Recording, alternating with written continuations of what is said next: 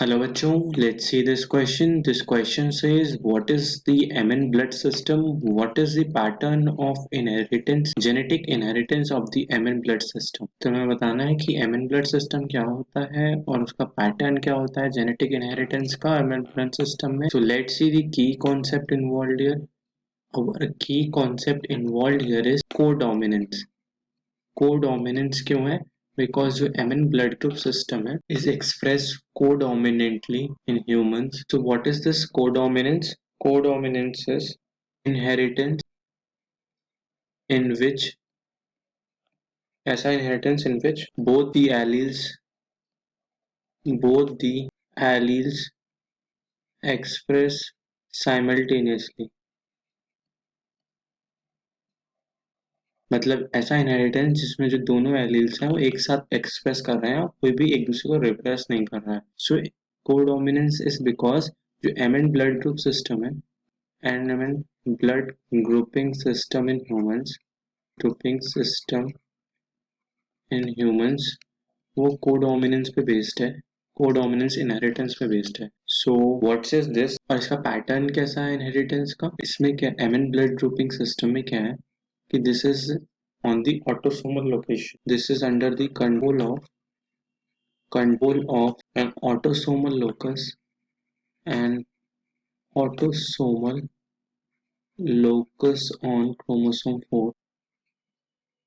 chromosome 4 तो जो chromosome 4 होता है इसके autosomal locus पे प्रेजेंट होता है. तो इसका इनहेरिटेंस पैटर्न क्या हुआ? It is autosomal autosomal inheritance autosomal inheritance not sex linked inheritance. तो ऑटोसोमल इनहेरिटेंस होता है इसका और इसके क्या होते हैं? दो एलील्स होते हैं. क्या होते हैं? There are two alleles. ये कौन से एलील्स होते हैं? L M and L N. इसका ये ब्लड टाइप क्यों होता है? ये ब्लड टाइप होता क्यों है? M N blood type is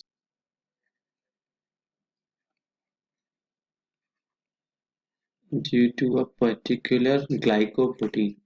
मतलब जो रेड ब्लड सेल होते हैं उसके ऊपर, उसके प्लाज्मा मेम्ब्रेन के ऊपर present on plasma membrane RBCs के सरफेस पर एक ग्लाइकोप्रोटीन होता है.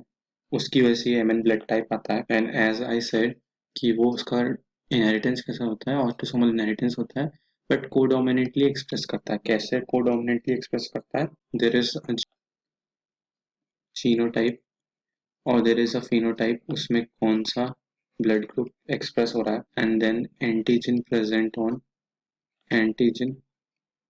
present on the RBC, red blood cell. So what happens is this कि अगर हमारा जीनोटाइप LMLM है तो हमारा phenotype is M blood group और एंटीजन कौन सा है? उस पे M है. If we have LNLN then we have the N phenotype and antigen कौन सा present है? N. Then we have the LMLN and we have the MN phenotype blood group और उसमें एंटीजन कौन से प्रेजेंट है? M के भी प्रेजेंट है और N. So hope you all understood this question well. Best of luck. Thank you.